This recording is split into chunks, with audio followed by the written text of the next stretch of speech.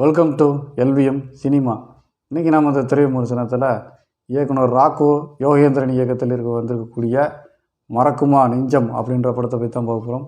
இப்போ தான் நம்ம சேனலுக்கு முத வரீங்கன்னா நம்ம சேனலை சப்ஸ்கிரைப் பண்ணிக்கிங்க, மறக்காமல் பெல் ஐக்கானை கிளிக் பண்ணிக்கிங்க.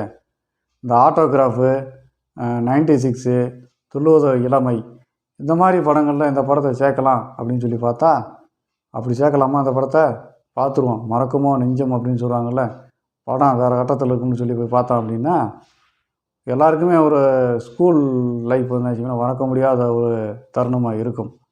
இன்றைக்கும் அந்த வாழ்க்கை கிடைக்குமா அப்படின்னு சொல்லி ஏங்குற அளவுக்கு என்ன செய்யும்னா அந்த பள்ளி பருவம், அந்த பள்ளிக்கூடத்தில் படித்த நாட்களை நினச்சி பார்த்தா எல்லாருக்குமே ஒரு ரொம்ப அந்த மாதிரி ஒரு வாழ்க்கை கிடைச்சா சந்தோஷமாக இருக்கும் அப்படின்னு தோணும்.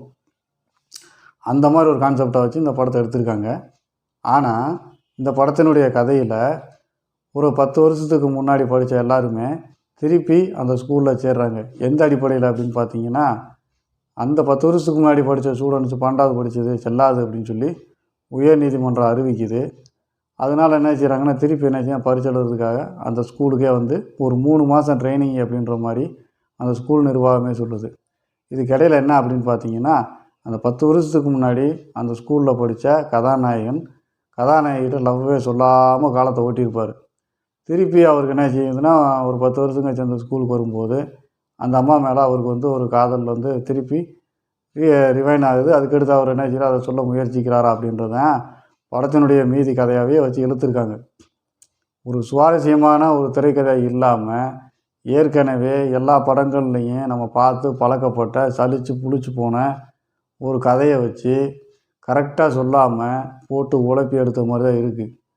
ஏற்கனவே படித்த ஒரு ஸ்டூடெண்ட்ஸுகள் 10 வருஷத்துக்கு முன்னாடி படித்த அந்த இளமை கால படிப்பை மீண்டும் தொடர்றது 10 வருஷம் கழிச்சு தொடர்றத ஒரு கதையாக வச்சு எடுக்கணும்னா ஒரு அருமையான கான்செப்டை வேறொரு ரூபத்தில் சும்மா லவ்வாக கொண்டு போய் படத்தில் இருக்க வாத்தியாருக்கும் லவ், எல்லாருக்கும் லவ் அப்படின்னு சொல்லி கொண்டு போய் மொத்தத்தில் அந்த படம் வந்து வச்சிங்கன்னா மொக்க படமாக இருக்குது. பார்த்து எதுலேயுமே ரசிக்க முடியல. ஒரு காமெடி ஒரு ஒழுங்காக இல்லை, எந்த ஒரு விஷயமும் ஒழுங்காகவே இல்லாத ஒரு படமாக அந்த படத்தை எடுத்து வச்சுருக்காங்க.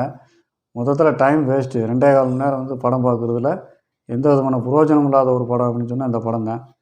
இந்த படத்தில் என்ன செய்யணும், புது ஆக்டர்ஸ் எல்லாத்தையும் கொண்டு வந்து நடிச்சிருக்காங்க. எதுவுமே ஒர்க் அவுட் ஆகலை. நம்மளை பொறுத்தளவுக்கு இந்த படம் ஒரு வேஸ்ட்டான படம் அப்படின்னு தான் சொல்லணும். மறக்குமா நெஞ்சம் அப்படின்றத விட இந்த படத்தை பார்த்தா நான் மறக்க மாட்டேன். அந்த அளவுக்கு இந்த மோசமான ஒரு படம் அப்படின்னு தான் சொல்லணும். மீண்டும் ஒரு நல்ல படத்தை சந்திப்போம். நன்றி, வணக்கம்.